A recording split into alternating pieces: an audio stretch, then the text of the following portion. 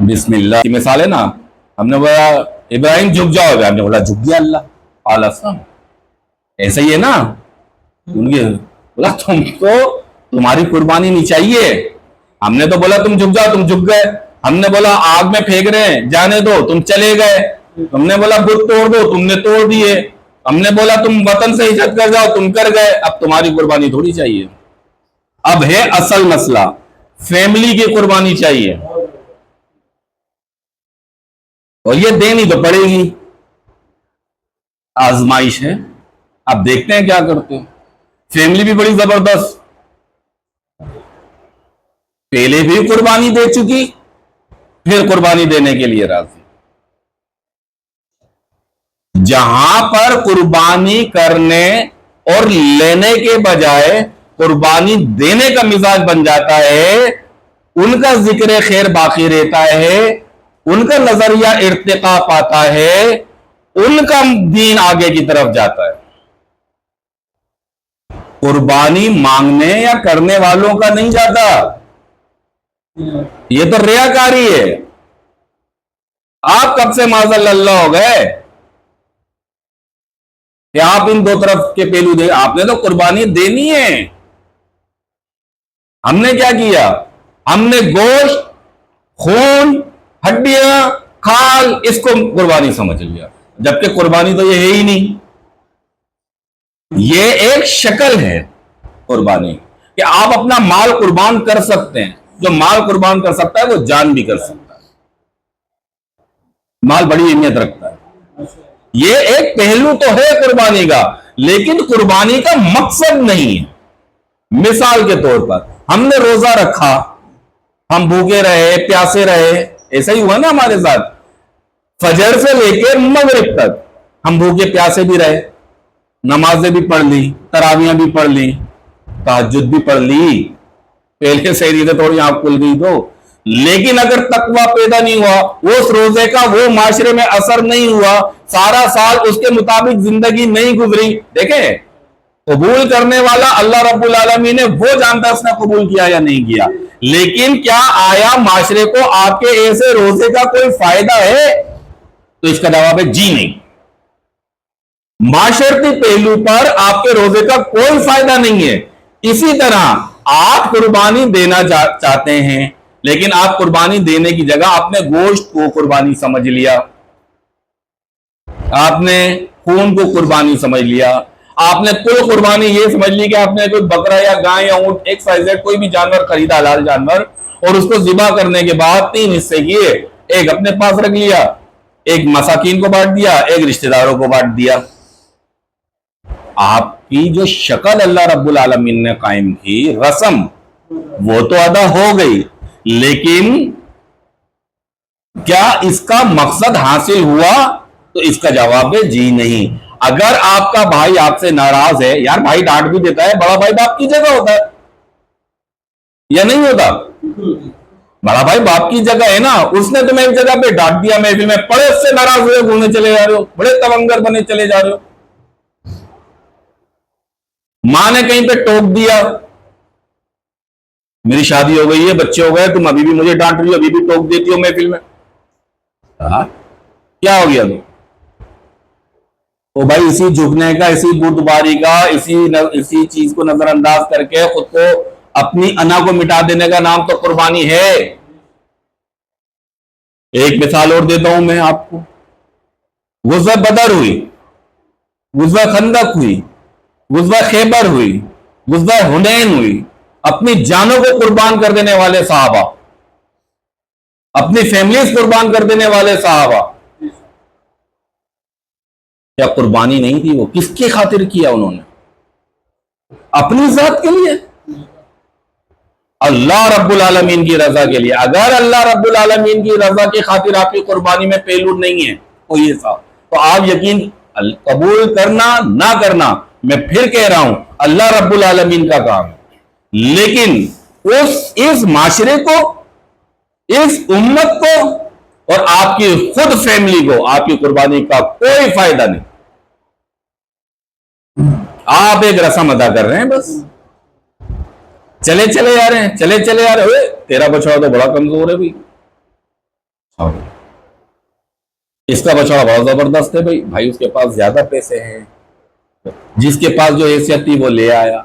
रसूल कायनात सल्लल्लाहु अलैहि वसल्लम की सीरत से जब हम सीखते हैं तो क्या सीखते हैं? गुज़वा खैबर के वक्त, गुज़वा तबूक के वक्त जब उन्होंने लोगों से मांगा, ये तो नहीं देखा कौन कितना लाया। जिस शख्स की एक मुट्ठी खजूर की हैसियत थी उसने दी, जिसके सारे माल की हैसियत थी वो उसने दिए। सैयदना उस्मान गनी रज़ियल्लाहु अन्हु ने बेट बना दिया, हज़रत अब्दुर्रहमान बिन औफ ने बेट, भाई उनके पास था उन्होंने दिया। लेकिन हम इसमें उन लोगों को नजरअंदाज नहीं कर सकते कि अगर उसकी एक मुट्ठी की हैसियत थी तो वो उसने दी, उसने अपनी हैसियत के मुताबिक दिया। क्या उसका मजाक उड़ाएं? क्या रसूल कायनात सल्लल्लाहु अलैहि वसल्लम ने ऐसा किया? आप उसकी कुर्बानी को कैसे नजरअंदाज कर रहे हैं? भाई उसने भी अपनी पूरे दिन की आमदनी दे दी, उसने भी पूरे दिन की आमदनी दे दी, उसकी एक दिन की आमदनी उससे ज्यादा है। कुर्बानी का अजर तो दोनों का बराबर है। आप इस चीज को कैसे नजरअंदाज कर सकते हैं? क्यों? हम कर रहे हैं रियाकारी। हम तो बेसिक आज के दौर में रस्म भी अदा नहीं कर रहे। ये हमारे लिए वाकई इंतहाई अफसोस का मौका है। हमें सोचना होगा कि हम किस सिम जा रहे हैं। एक वाकया आपको बताता हूं, बड़ा अजीब। ऐसा भी हुआ, कई मकामात पे ऐसा भी हुआ कि जो 9 उम्र लड़के थे ना, 9 उम्र लड़के, बुखारी में अब्दुल्ला इब्ने उमर से रिवायत है ये। जब जिहाद का ऐलान हुआ तो अब्दुल्ला बिन उमर 13 साल की उम्र की। नबी करीम सल्लल्लाहु अलैहि वसल्लम ने जो भी तलवार पकड़ना और लड़ना जानता है वो, अब इनका क्योंकि उम्र इतनी नहीं थी, कद इतना नहीं था, ये करते क्या थे? ये कहते अब्दुल्ला बिन अब्बास और मैंने क्या किया, हमने ना ईंटें रखी, ईंटें और पत्थर, उसके ऊपर जो है ना पंजों के बल खड़े हो गए ना, जवान आदमी के बराबर होने की कोशिश किया करते। ये होता है कुर्बानी देने वाला, कुर्बानी करने वाला नहीं। कुर्बानी देने का एक और बड़ा मजाज समझिए। कुर्बानी देने के लिए आपको ज़र्फ की जरूरत होती है, आपको हिम्मत की जरूरत। आपका कोई हक खा गया, आपका कोई हक खा गया और आप उसको माफ नहीं कर सकते, तो आप कुर्बानी देना नहीं जानते। अल्लाह रब्बुल आलमीन सूरह शूरा में इरशाद फरमाता है, क्या भाई आप अपना हक ले सकते हैं, आप पे जो जुल्म हुआ उसका बदला ले सकते हैं, लेकिन माफ कर दो। माफ कर दो ना बड़े ज़र्फ वालों का काम होता है, बड़ी हिम्मत का काम है ये। आप फतेह मक्का देखिए, आपको कुर्बानी याद आएगी। वो लोग जिन्होंने निकाला उन्हीं को माफ किया गया। अपने घर में रह लो, काबे में चले जाओ, बैतुल्लाह की हुदूद में, या अबू सुफियान के घर चले जाइए रज़ी अल्लाह ताला अन्हु, तो आपको अमान हासिल है। ये किन लोगों को दी जाए? बड़ा ज़र्फ का काम है ये। ऐसे ज़र्फ वाले कुर्बानी देना जानते हैं। क्यों? इब्राहिम और इस्माइल अब इब्राहिम अलैहिस्सलाम को देख लीजिए, बात को अगर हम इख्तिताम की तरफ लेके आते हैं, इब्राहिम अलैहिस्सलाम के साथ क्या जुल्म नहीं हुआ भाई? कहने उनका जुर्म क्या था? तौहीद, ला इलाहा इल्लल्लाह, अल्लाह के सिवा कोई इबादत के लायक नहीं, ये जुर्म। पकड़ा गया, बुतों के साथ ऐसा किया, आग में डाल दिया गया, जुल्म किए गए, इवन कहा गया जी निकलो हमारे मुल्क से। अब सवाल ये, इब्राहिम भी तो वहीं पे था, तो बाबा मुल्क तो उनका भी वही था और एक ही तो थे।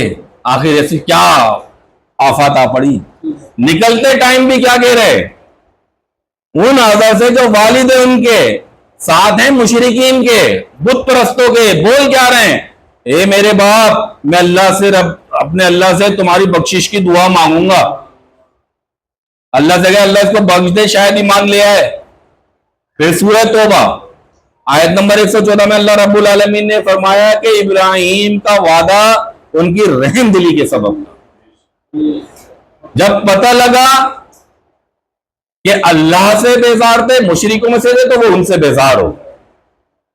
इसका मकसद ये हुआ कि अल्लाह रब्बुल आलमीन के एकामात के तहत जिंदगी गुजारना, लोगों से सिला रहमी रखना, अल्लाह के दीन का पैगाम पहुंचाना, उसके दीन में आने वाली तमाम तकालीफ को, ख्वाह वो जानी हो, माली हो या आपकी रिश्तेदारी के हिसाब से हो, उनको बर्दाश्त करना असल कुर्बानी का मकसद है। आपका हक है, आप बदला ले सकते हैं, लेकिन खुदारा माफ कीजिए, बड़े ज़र्फ वाले बनिए। आपकी किसी से कोई लड़ाई झगड़ा है, कोई मसले आप वो तो मुशरिक बाप के लिए दुआ करने पे राजी थे, आप अपने मुसलमान भाई से बात करना क्यों नहीं चाहते? आप अपने मुसलमान पड़ोसी का ख्याल क्यों नहीं करना चाहते?